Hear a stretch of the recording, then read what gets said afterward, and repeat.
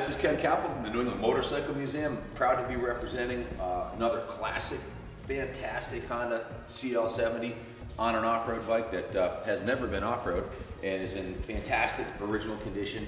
We sold one last year that was a repaint, not original paint. It bought over $3,000. This one is an original paint, which should be worth more. It has the patina of a 50-year-old motorcycle, but it's original, and they're only original ones. This one is also the very highly desirable candy ruby red frame, metallic candy ruby red with a metallic special silver tank with the red and black pinstripe. Fantastic bike. I wish I was the one that was riding it in the test ride video, because I took it out the other day, and what a joy. This thing has a four-speed transmission, unlike the most of the minis that Honda sells today that have a centrifugal clutch and no clutch. This operates much like a motorcycle with any traditional motorcycle. It's a four-speed transmission with a hand clutch. Excellent for cruising around town. Bring it to the camp, bring it to the beach, wherever you want to go. This thing performs just like the day it did. It came off out of the box. It's completely dialed in and runs perfectly. We took this bike right down to the frame. Gas tank and seat were removed. The entire front end was taken off. The brake assembly was taken off on the rear brake assembly. The wiring harness was removed, and it had some issues. So we put a Rebuilt wiring harness on this that was completely re-engineered by. It's an original Honda. It's the original CL70 wiring harness, completely restored. All the connectors and connections are either replaced or new. It has a brand new battery on it. The bike fires right up first kick, runs perfectly, performs flawlessly. It has the headlight on it, so you can ride it at night. Speedometer, it'll cruise all day long at 40 to 45 miles an hour. I think top speed's around 50. I don't really know because I didn't go over 45. But it hauled me around no problem. I'm 220 pounds, 6'2", and the bike was great for me. So we invested probably more than we should have into the bike. We put $3,588 into the restoration in parts and labor. We put over 30 hours of labor into the bike and doing the complete restoration, taking it right down to the frame and cleaning every nut and bolt and reinstalling everything on the bike. I'll read to you what we did. The bike has a brand new front fender on it. This is a brand new chrome front fender. It's beautiful. Brand new fork boots on the front. Has brand new mirrors on it, and it has brand new footrest rubbers. So that's all brand new parts. Has the original. The reason why we kind of got a little crazy on this, and sometimes I think we go too far when we restore bikes and put too much money into them, but this is an original paint, 1,700 original mile bike. And when we bought it in to do the evaluation on it before we started the restoration, we did a cylinder compression check. It has 165 PSI, which is perfect. So obviously the bike was stored in a good environment. The engine had no issues whatsoever. 1,716 original miles on it. So we took the whole front end off of it. Everything was greased, lubricated, and reinstalled properly. The front brakes were sanded down. Brake hubs were clean. These are the original. I was told by the mechanic that these are the original Nitto brand tires on here. I believe they are the original tires, and they're almost 50 years old. They have a little bit of checking on the side. I don't have my glasses on, but they look really good to me. I don't see just a very minor checking on there. But this is an original tire with 85–90% of the tread left on it, front and rear. Original tires, original paint, original grips, original levers, original seat cover. Just a very, very, very rare to find like this Survivor. We adjusted the valve clearance to tolerance. We removed and replaced the flywheel to clean and adjust the point gap and the timing. We repaired the neutral switch wire terminal, so that works perfectly. We took where the wiring harness inside of the frame here goes, took everything out of there, cleaned inside of the frame, so it's like brand new clean in there.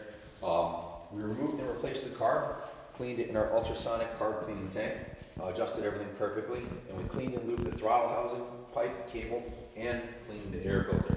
Like I said, the wiring harness, all the connectors were clean, and any repairs that needed to be made to that were made. The ignition switch was dismantled for the key. Everything, all the contacts were clean inside of there, so it's good for another 50 years.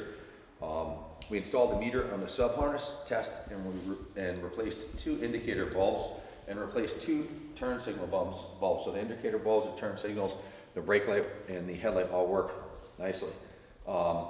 The brand new battery was installed, and the connections were replaced, and everything was hooked up there. Brand new spark plugs were installed. Spark was tested, it sparked perfectly. We also removed and replaced the clutch cover and tightened the clutch hub nut and adjusted the clutch. Installed new aftermarket stainless steel front fender. Installed a new drive chain on the rear, so it's got a brand new chain on it.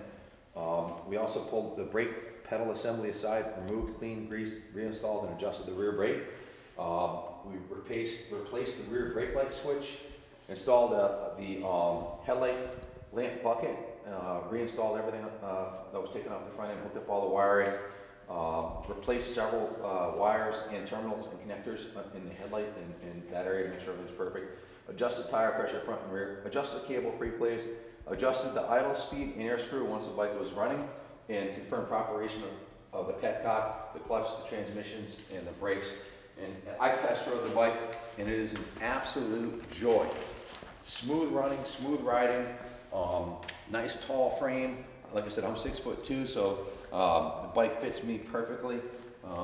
It's just an absolute joy to ride this bike. Inside the tank is in mint condition, as you would expect of a rare original Survivor that's just been completely gone through by the pros here at the New England Motorcycle Museum.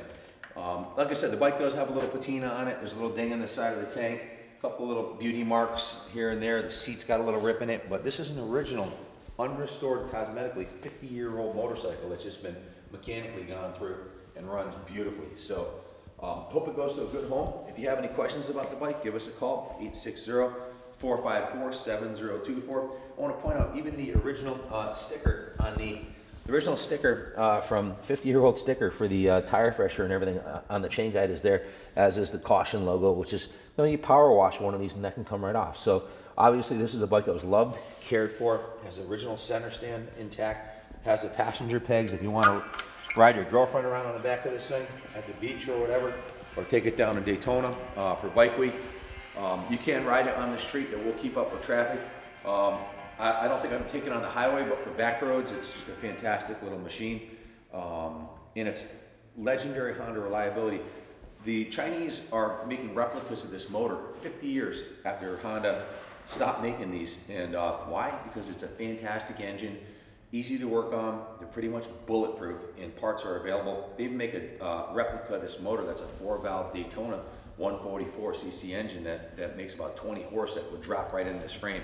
And some of the kids around here take these and they put those racing engines in them, and they do like 90 miles an hour, which I wouldn't want my kid on one going that fast, but they're doing it, and they ride wheelies all the way up the street.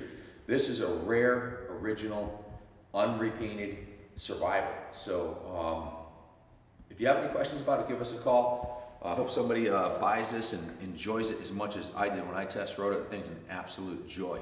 So good luck bidding on the bike. Call us at 860-454-7024 if you have any questions.